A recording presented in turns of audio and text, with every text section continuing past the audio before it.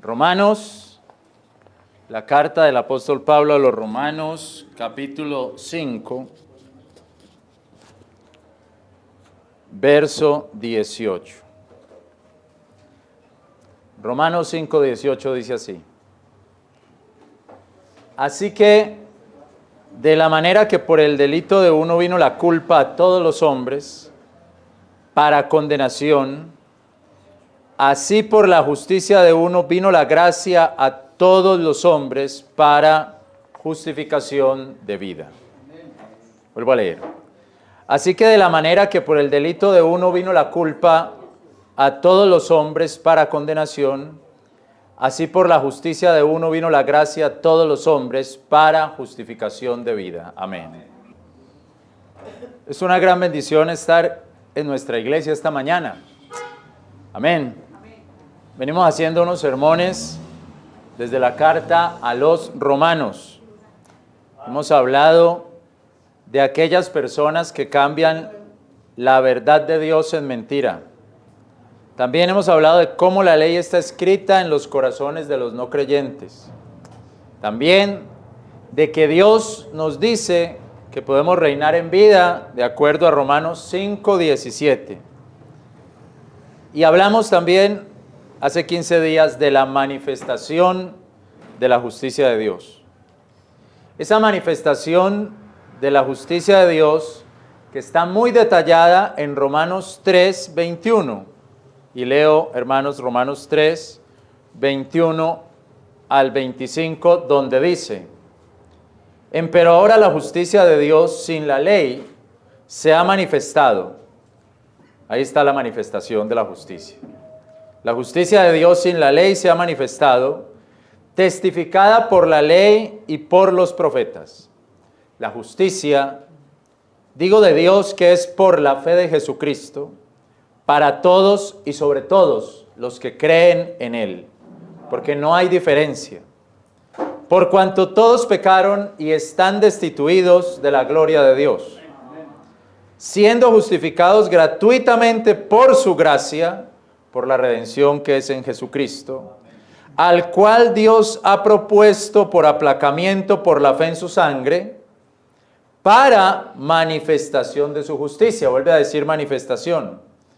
Por la remisión de los pecados pasados en la paciencia de Dios, para manifestación de su justicia en este tiempo, para que Él sea justo y justificador del que cree en Jesús. Ahí se nos habla de la manifestación de la justicia de Dios por lo menos 3 veces, verso 26, verso 25 y verso 21. Lo que se nos muestra allí es que se manifestó la justicia de Dios en el Señor Jesucristo, que se hizo justicia por los pecados de la humanidad en el Señor Jesucristo, y que Dios es justificador y no nosotros mismos. Dios es quien justifica y quien nos justifica en la sangre de Cristo. En buena medida, lo que Dios está haciendo a través del apóstol Pablo es llevar a los lectores a entender que la justicia de Dios solo se puede satisfacer por la gracia de Dios. Es decir, por la obra del Señor Jesús. La justicia de Dios solo se puede satisfacer en la muerte y resurrección del Señor Jesucristo. Dios le está diciendo a la humanidad que en su propia justicia no se puede salvar. Dios le está diciendo a la humanidad que en su propia justicia no puede pagar la deuda del pecado ni pagar la fianza del castigo. Por eso Romanos 3:19 dice al final que todo el mundo se tenga por reo delante de Dios, o que todo el mundo se tenga por preso delante de Dios. Todo el mundo se tenga por culpable delante de Dios. Como ya lo hemos dicho, hermano, no es el momento de estar pensando que somos capaces de justificarnos frente a frente con Dios, porque eso es imposible. Y así todas las excusas que el hombre ponga, no podrá el hombre justificarse delante de Dios. Recordemos lo que hacían algunos monjes antiguos para buscar la santidad y la justificación, para creerse justos o santos o para ganarse la salvación. Un monje llamado Hilarión comía solamente media medida de lentejas diarias. Después solamente comía pan, sal y agua para mostrarse santo. Algunos monjes vivían encaramados en árboles, solamente comían hierba, y ellos buscaban la santidad a través de la tortura. Otro monje muy famoso, llamado Simón el Estilita, vivió en una cisterna y se amarraba a una cadena, y allí se doblegaba o se arrodillaba o se postraba todos los días unas 1000 veces. Este Simón el Estilita después se fue a vivir en una columna. Se paraba en una columna ahí, al sol y al agua. Vivió varios años en esa columna y está incluso representado en una película de Buñuel llamada Simón en el desierto. Y en esa película se muestra la imposibilidad de que ese monje o de que cualquier monje sea justo, sea santo al 100% delante de Dios. Recuerdo de esa película que mientras Simón estaba allá en esa columna, le pasaban la comida en una canastica. Le ponían ahí comida y la pasaban en una canastica y él subía a la canastica y comía. Entonces otro monje que fue allá a mirarlo, le dio por ver qué le ponían a Simón en la canasta. Y dijo, miren, Simón, el que está allá torturándose, come mejor que todos nosotros. Toma vino, queso, pan, tiene mejor comida que la que comemos nosotros. Y así entonces Simón lo ve allá desde la columna al otro que lo está recriminando y le dice, más grandes son las calumnias que las alabanzas. Algo así. Y entonces el que está abajo le dice a los otros monjes, ¿sí ven? El humilde, el que no pone problema me está calumniando, dice que yo soy un calumniador. Si yo estoy diciendo la verdad, él come mejor que nosotros, lo que le ponen a canasta es mejor que lo que nosotros comemos. Entonces el monje superior le dice a Simón, Simón, díganos la verdad. ¿Es verdad que usted está comiendo mejor que todos nosotros? Y Simón le dice, yo solamente soy tu servidor, yo solamente soy tu enviado. Entonces dice el monje que lo acusaba, ¿se dan cuenta? Ni es capaz de responder. Evidentemente es un mentiroso. ¿Y qué es lo que está pasando ahí? Que hermano, de una u otra manera, por un u otro lado, se peca. Se peca. Rehúya la respuesta y no contesta nada. Es culpable. Nadie debe dudarlo. Fueron las palabras de ese monje acusador. Es la imposibilidad de decirnos justos. Por algún lado está el error, por algún lado está la falla. Así que el hombre busca su propia justicia. Busca excusarse de su pecado. No quiere admitir que mucho de lo que hace va contra sus propias ideas de lo correcto. Yo le decía, hermanos, a un grupo de personas esta semana, sabe que algunas veces me gusta sentir que estoy manipulando a la gente. Yo decía eso. Sabe que algunas veces me gusta sentir que soy capaz de manipular a la gente. ¿A ustedes no les gusta sentir que tienen poder sobre otras personas para que hagan lo que ustedes quieran? Y veía ahí a un hombre y le decía, ¿a usted no le gusta sentir que tiene poder de manipular a la gente? Y me dice, supongo. No es capaz de confesar su pecado. No es capaz de decir, sí, a mí me gusta sentir eso. Nada, solamente dice, supongo que sí. Supongo que sí. No está en nosotros admitir el problema de nuestra injusticia. El domingo, hace 15 días, hablábamos de esas muchachas que se visten muy mal, que apenas se tapan un poco los senos y un poco las caderas. Y entonces un hombre se queda mirándolas. Y ellas le dicen que mira, si no le gusta no mire. Y él responde, o él podría responder, yo hago con mis ojos lo que quiera. Y además, yo las miro es porque ustedes se visten así. Note, hermano, ellas le dicen, el problema es usted que mira. Y él le dice, el problema es usted que se viste así. Ella no dice, me voy a vestir de una manera diferente. Y él no dice, pues no, las voy a dejar de mirar. No, siempre el hombre poniendo el problema en el otro. No es capaz de admitir su propia culpa. No es capaz de admitir su propio error. Siempre el otro es el que tiene el problema. El otro es el que falla. Por eso, hermanos, aunque la gente no lo diga, la gente sabe que tiene el error. Ese hombre sabe que es un lujurioso. Y esas muchachas saben que son unas exhibicionistas. En el fondo, ambos saben que lo son y no tienen excusas, porque en el fondo su conciencia los debe de acusar. Y por eso vemos en la Biblia que el hombre y la mujer en su interior saben lo que deben hacer o no deben hacer, solo que se niegan a admitir su bajeza.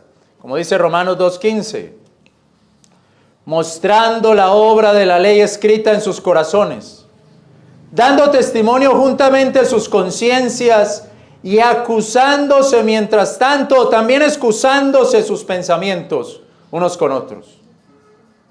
Tremendo eso, mis hermanos.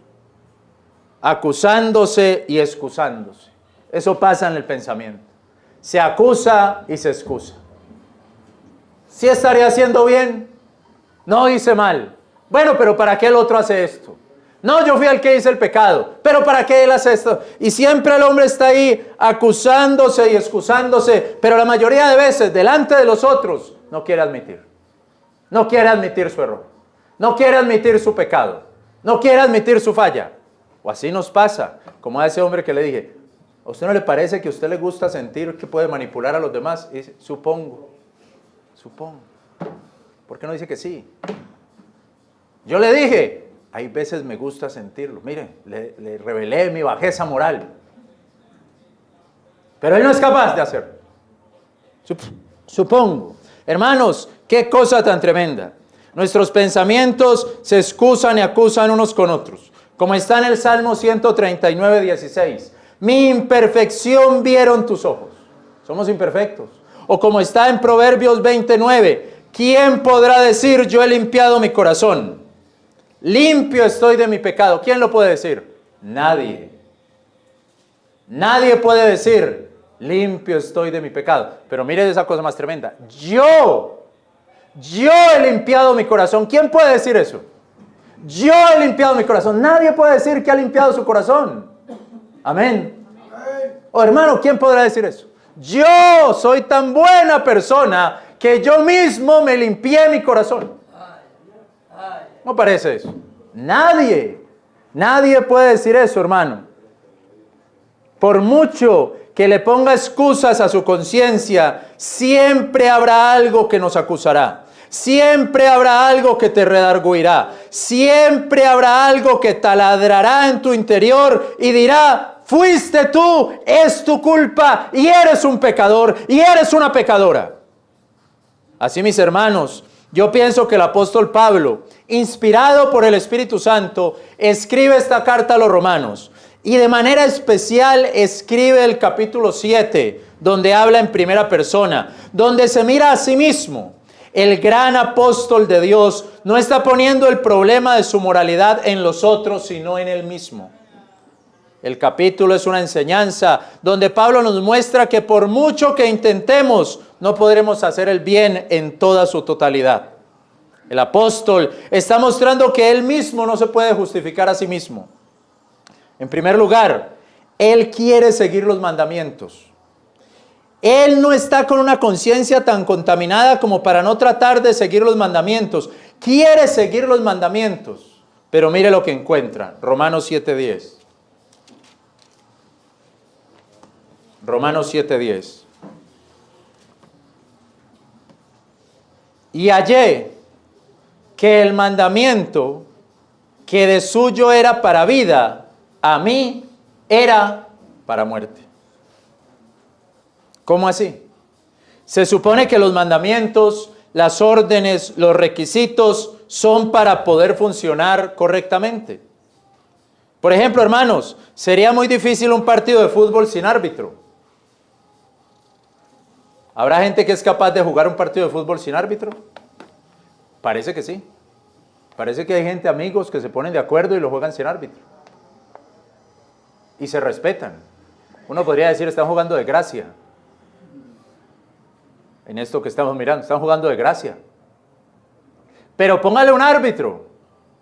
Póngale un árbitro para que respeten las órdenes. Porque tarde que temprano dejan de jugar de gracia y se empiezan a hacer trampas. Tiene que ponerles el árbitro ahí. Y les pone el árbitro, y dice el versículo 11 de Romanos 7. Porque el pecado, tomando ocasión por el mandamiento, me engañó y por él me mató. Es como si el mandamiento estimulara el pecado. Es como si el mandamiento ayudara al pecado. Sin árbitro no hay problema. Pero con árbitro a los jugadores les llega otra cosa a la cabeza y es esta. ¿Cómo podemos engañar al árbitro? ¿Cómo podemos pasarnos de largo las reglas? Pablo habla de la ley como un instrumento que crea impulsos pecaminosos. Mire el lenguaje del versículo 11, mire con detenimiento. El pecado, tomando ocasión por el mandamiento, me engañó y por él me mató. Es muy similar al engaño de la serpiente a Eva. Dios dio un mandamiento y la serpiente, digámosle aquí el pecado, aprovechando ese mandamiento, amén, le dice a Eva, cuanto más que Dios dijo que no comáis de todo árbol del huerto, aprovechó el mandamiento. La serpiente, digámosle el pecado aprovecha el mandamiento. Cuanto más que Dios dijo que no comáis de todo árbol del huerto. Y entonces puso a pensar a Eva, ¿verdad? ¿Por qué no podremos comer? ¿Será la curiosidad? No hagas esto, ¿por qué no lo puedo hacer? Me deja con la curiosidad. Recuerda, hermanos, aquí hablamos de eso. La llave de la curiosidad, del diablo. Te entrego la llave de todas estas. Te entrego la llave de esa habitación, pero no la abras. ¿Y por qué no? Te entrego la llave, administrala, pero no vaya a abrir la habitación. Allá tengo unos secretos guardados. ¿Qué tendrá? Tengo que abrirla. La llave de la curiosidad. Le dieron el mandamiento, pero le dan la curiosidad. Escuché este dicho que dice, hay tres maneras de hacer algo. O leí este dicho. Hay tres maneras de hacer algo. Uno es hacerlo uno mismo. Otro es contratar a alguien para que lo haga. Y otro es prohibirle a los hijos que lo hagan. Si usted lo prohíbe, que no lo hagan. Si usted lo prohíbe, ellos lo van a hacer. Les da curiosidad y lo hacen. Un novelista hablando del mar decía, el mar siempre parece imponente y prohibido. Por eso es que me dan ganas de zambullirme en él. Así es el pecado. El diablo, engañando. Como dicen por ahí, lo prohibido es lo que llama la atención. Digamos entonces que la primera forma de combatir la inmoralidad interna es con el mandamiento, pero ha fracasado. No se puede, no podemos hacer una ética desde ahí. El apóstol entiende entonces que no es una persona buena. Mira el verso 18. Porque yo sé que en mí, es a saber en mi carne, no mora cosa buena. Porque tengo el querer, mas el obrar lo bueno, no lo alcanzo. El apóstol de Dios reconoce su incapacidad para ser totalmente bueno, totalmente puro, totalmente limpio. Ni siquiera delante de Dios, ni siquiera delante de él mismo. Verso 19. Porque no hago el bien que quiero, mas el mal que no quiero, esto hago. Ni siquiera es bueno delante de él mismo. Ahora delante de Dios. Ni siquiera somos buenos delante de nosotros mismos, hermanos. Ahora para ser buenos delante de Dios. Ni siquiera somos capaces de seguir las reglas que nosotros mismos creemos que debemos de seguir. Ahora para ser buenos delante de Dios. Pero el hombre se cree bueno. No es capaz de decir, sí, Sí, yo tengo esos deseos, sí, yo tengo eso. No, dice, de pronto, a lo mejor, quién sabe. Posiblemente. Supongo. Siga suponiendo. ¿Por qué? Porque el hombre no es capaz. No es capaz delante de los otros hombres y delante de Dios de decir, sí, soy un pecador. Sí, soy una pecadora. No, si no le gusta, no mire. Yo tengo ojos y mis ojos hago lo que quieran. Además, el problema es suyo. Mire ahí, siempre tirándole el problema al otro. Hermanos, el apóstol no empieza a excusar sus acciones. Reconoce que no hace el bien. Reconoce que el pecado moraba en él. No se empieza a excusar de lo malo que ha hecho. Él no dice, bueno, yo sí dañé a algunas personas, pero eso le sirvió para que tengan carácter. Así no decía. Así decimos nosotros. Bueno, yo sé que yo le hablé muy mal y lo herí o la herí, pero eso le sirve para que aprenda a asumir las consecuencias. Así hablamos nosotros, buscándole la excusa, buscándole el lado a lo malo que hicimos. Él no dice, bueno, yo sé que no saco a mi esposa de paseo, pero le regalo florecitas y bueno, ella tiene todo lo que necesita en la casa. ¿Cierto? Nunca la he puesto a pasar hambre.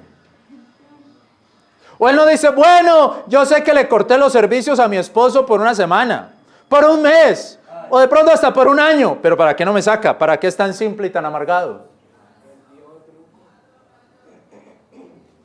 Excusas, excusándonos, de una manera o de otra excusándonos. El jueves yo estaba haciendo una fila, y aquí había una mujer detrás, y el esposo o el compañero estaba ahí sentado.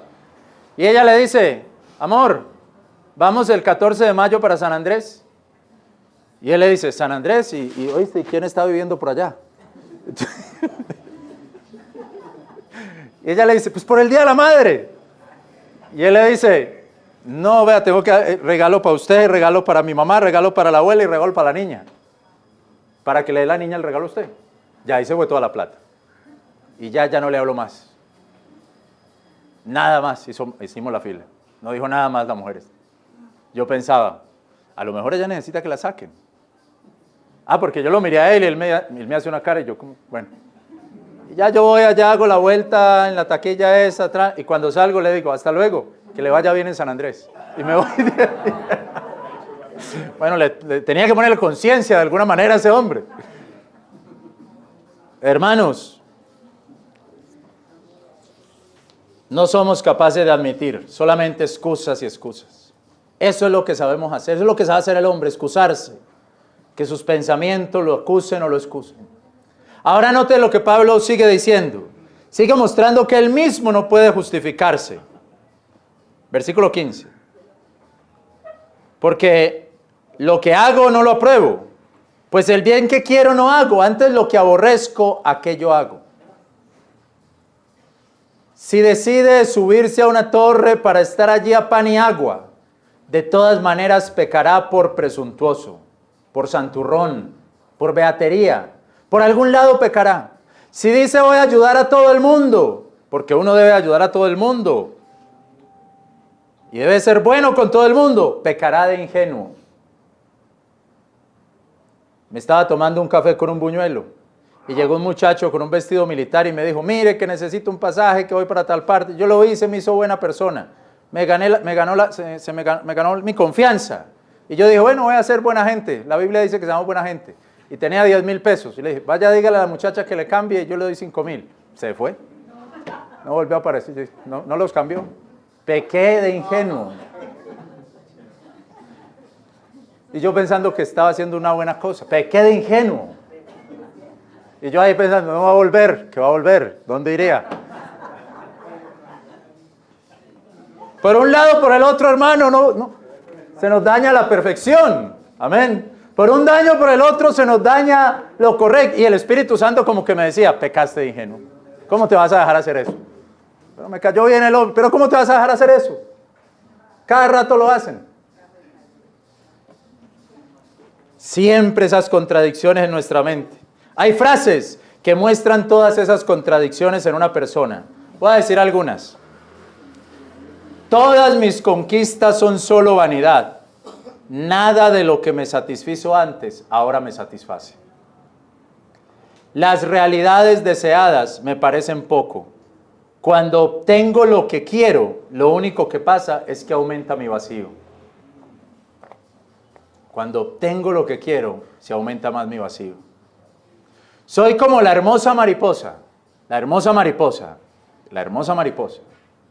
Voy de un objeto a otro y de un lado a otro mostrando mi hermosura, pero como la hermosa mariposa, nunca encuentro dónde reposar. De un lado para otro. O como dice la canción, con cadenas atrapado mientras grito que soy libre. Soy un cuerdo desquiciado que me río porque estoy triste. O como lo diría el apóstol Pablo, en mi carne no mora cosa buena, porque yo sé que en mí, es a saber, en mi carne no mora cosa buena, porque tengo el querer, mas el obrar no lo alcanzo. Y todo eso que él está diciendo, no lo está diciendo para justificar su pecado, no lo está diciendo para ir a pecar, no lo está diciendo para dejar de buscar lo bueno, lo está diciendo para mostrar que necesita algo más que mandamientos. Lo está diciendo para enseñar que su justicia no puede salir del mismo. Lo está expresando para indicar su imposibilidad de justificarse delante de Dios y delante del mismo. Pablo habla de esta manera y es como si le estuviera gritando al mundo: miren, aquello que va más allá de ustedes, miren más allá de sus narices, miren más allá de sus religiones, miren más allá de sus mandamientos. Solamente podemos ser justos por la justicia del Hijo de Dios. El pecado llegó al mundo por un hombre y así pasó a todos los hombres. La justicia solamente por un hombre. Romanos 5:18. Así que de la manera que por el delito de uno vino la culpa a todos los hombres para condenación, así por la justicia de uno vino la gracia a todos los hombres para justificación de vida. No es por mi propia justicia, no puedo, no soy capaz de ninguna manera, seré capaz. Es por la justicia del Hijo de Dios. Ese hombre es Jesucristo. Romanos 5:21 dice, para que de la manera que el pecado reinó para muerte, así también la gracia reine por la justicia para vida eterna, por Jesucristo, Señor nuestro. Entre más trates de guardar, entre más trates de guardar los mandamientos, más sabrás que no podrás hacerlo.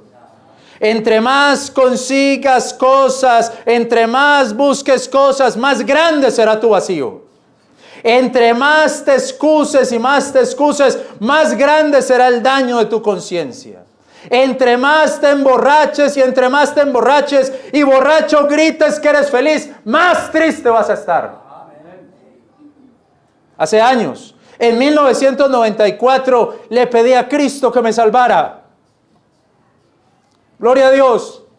Y recuerdo que le dije, Señor, he tratado de hacer las cosas bien, pero no he podido. Vengo a ti sabiendo que no puedo. Y desde ese día descanso, no en mi justicia, sino en la justicia de Dios.